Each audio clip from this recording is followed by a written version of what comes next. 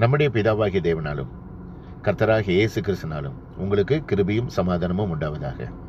இன்னைக்கு நம்ம என்ன தியானிக்க போறோம்னா, இயேசு கிறிஸ்து வருகையும் பொழுது நம்ம எடுத்துக்கொள்ளப்படணும்னா, பரலோகத்துக்கு செல்லணும்னா அநேக வழிகள் இருக்கிறது.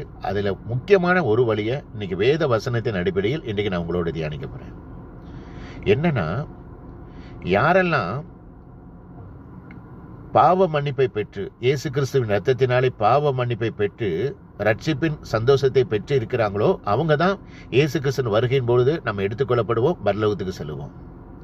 இன்னைக்கு அநேக கிறிஸ்தவர்கள் என்ன நினைக்கிறாங்கன்னா, நான் மாதந்தோறும் காணிக்கை செலுத்துவதனாலையும் வாரந்தோறும் கோயிலுக்கு செல்வதனாலையும் நான் அநேக ஊழியக்காரங்களை தாங்குவதனாலையும் நான் பரம்பரை கிறிஸ்தவனாக இருப்பதனாலையும் இன்னைக்கு என்னால் சில காரியங்கள், நன்மை காரியங்களும் சில அன்னதானங்களும் பண்ணுவதனால நான் பரலோகத்துக்கு சென்றுடலான்னு சொல்லிட்டு இன்னைக்கு அநேக கிறிஸ்தவர்கள் தவறான எண்ணங்கள் இருக்குது. இதெல்லாம் வேணும், ஆனால் இது இருந்தால் மட்டும் நம்ம பரலோகத்துக்கு சென்றிட முடியாது. யாரெல்லாம் பாவ மன்னிப்பை பெற்று, இயேசு கிறிஸ்துவின் ரத்தத்தினாலே பாவ மன்னிப்பை பெற்று ரட்சிப்பின் சந்தோஷத்தை பெற்றிருக்காங்களோ அவங்க தான் பரலோகத்துக்கு செல்ல முடியும். அவங்க தான் இயேசு கிறிஸ்துவின் வருகையின் பொழுது எடுத்துக்கொள்ளப்படுவோம். பாவ மன்னிப்பை பெறணும்னா என்ன பண்ணணும்? இன்னைக்கு அநேக புறஜாதிகள் சந்தோஷம் இல்லாம, சமாதானம் இல்லாம, பாவ மன்னிப்புக்காக எத்தனையோ இடங்களுக்கு ரொம்ப தூரம் கால்நடையா நடந்து போறாங்க. தலையில என்னமோ வச்சிருக்கிறாங்க. சாப்பாடு இல்லாம தன் உடம்புல நேர்த்தி கடங்கிற பேரில் தன் உடம்பை வருத்திக்கிறாங்க. ஆனால் இயேசு கிறிஸ்து என்ன சொல்கிறான்னா, நீ எங்கேயும் போக வேண்டாம், இருந்த இடத்திலே முழங்கால் படியிட்டு, ஏசப்பா என் உள்ளத்தில் வாருங்க. நீங்கள் செய்ய வேண்டியது என்னென்னா, முழங்கால் படியிட்டு இயேசு கிறிஸ்து நோக்கி நீங்கள் ஜெபிக்க வேண்டியது என்ன ஜெபம்னா, ஏசப்பா என் உள்ளத்தில் வாருங்க, ஏசப்பா என் பாவத்தை மன்னிங்க, ஏசப்பா உங்கள் சொந்த பிள்ளையாக என்னை ஏற்றுக்கொள்ளுங்க, உங்களுடைய இரத்தத்தினாலே என் இருதயத்தை கழுவியறலும். இதை நீங்கள் உண்மையோடு, உள்ளத்தின் ஆழத்தோடு இருதயத்து குத்துண்டவர்களாக நீங்கள் ஜெபம் பண்ணீங்கன்னா உங்கள் பாவ மன்னிப்பு, பாவத்திலிருந்து உங்களுக்கு விடுதலை கிடைக்கும். மற்றபடி நீங்கள் வேற எங்கேயும் போக தேவையில்லை.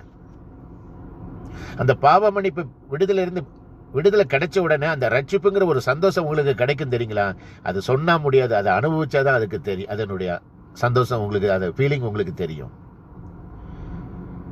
இயேசு கிறிஸ்து சொல்லியிருக்கிறாப்ல, சமாதானத்தை உங்களுக்கு வைத்து போகிறேன், என்னுடைய சமாதானத்தை உங்களுக்கு நான் கொடுக்கிறேன், உலக பிரகாரம் கொடுக்கிற பிரகாரமாக நான் கொடுப்பதில்லை, ஆகையால் உங்கள் இருதயம் கலங்காமலும் பயப்படாமலும் சந்தோஷமாக இருக்க கிடவுது.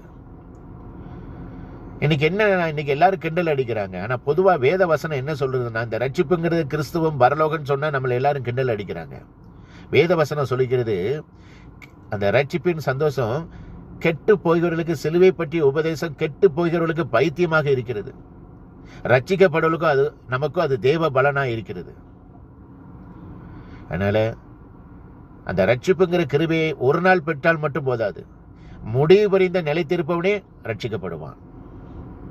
அந்த ரட்சிப்பை அதிக பயத்தோடும் அதிக நடுக்கத்தோடும் நிறைவேற பிரயாசப்படுங்க.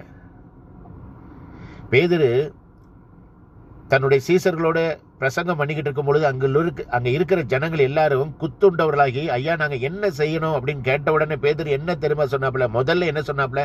உன் பாவத்தை விட்டு மனம் திரும்பு, இயேசு கிறிஸ்து நாமத்தினாலே ஞானஸ்நானம் பெற்றுக்கொள்ளுங்கள், அப்பொழுது பரிசுத்தாவின் வரத்தை நீங்க பெற்றுக்கொள்வீர்கள் என்று சொன்னாப்ல. இன்னைக்கு நம்மளும் பாவத்தை விட்டு மனம் திரும்பணும். நீங்க செய்ய வேண்டியது, இயேசு கிறிஸ்து என்னுடைய கடவுள் என்று உங்க வாயினால அறிக்கையிடணும். தேவன் இயேசு கிறிஸ்துவை மரித்தோரிலிருந்து எழுப்பினார் என்று உங்கள் இருதயத்தில் நீங்க விசுவாசிக்கணும். அப்பொழுது நீங்க ரட்சிக்கப்படுவீங்க. ஏன்னா இயேசு கிறிஸ்து சீக்கிரத்தில் வரப்போகிறார். 2 வாழ்க்கை, மரணத்துக்கு அப்புறம் பரலோகம், நரகம். பரலோகத்துக்கு செல்லக்கூடிய ஒரே வழி இயேசு கிறிஸ்து ஒருவர் மட்டுமே. அதனாலதான் இந்த வீடியோவை நான் அனுப்பிட்டு இருக்கிறேன்.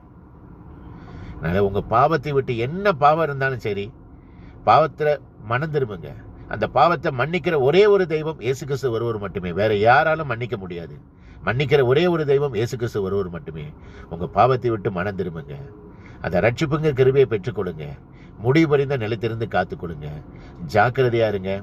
எப்பொழுதும் சந்தோஷமாக இருங்க. இடைவிடாமல் ஜெபம் பண்ணுங்க. எல்லாவற்றிலும் ஸ்தோத்திரம் பண்ணுங்க. இந்த உலகத்தில் உண்மையான ஒரே ஒரு தெய்வம் இயேசு கிறிஸ்து ஒருவர் மட்டுமே. இயேசு கிறிஸ்து சீக்கிரத்தில் வரப்போகிறார். மனம் திரும்புங்கள், பரலோக ராஜ்யம் சமீபத்திருக்கிறது.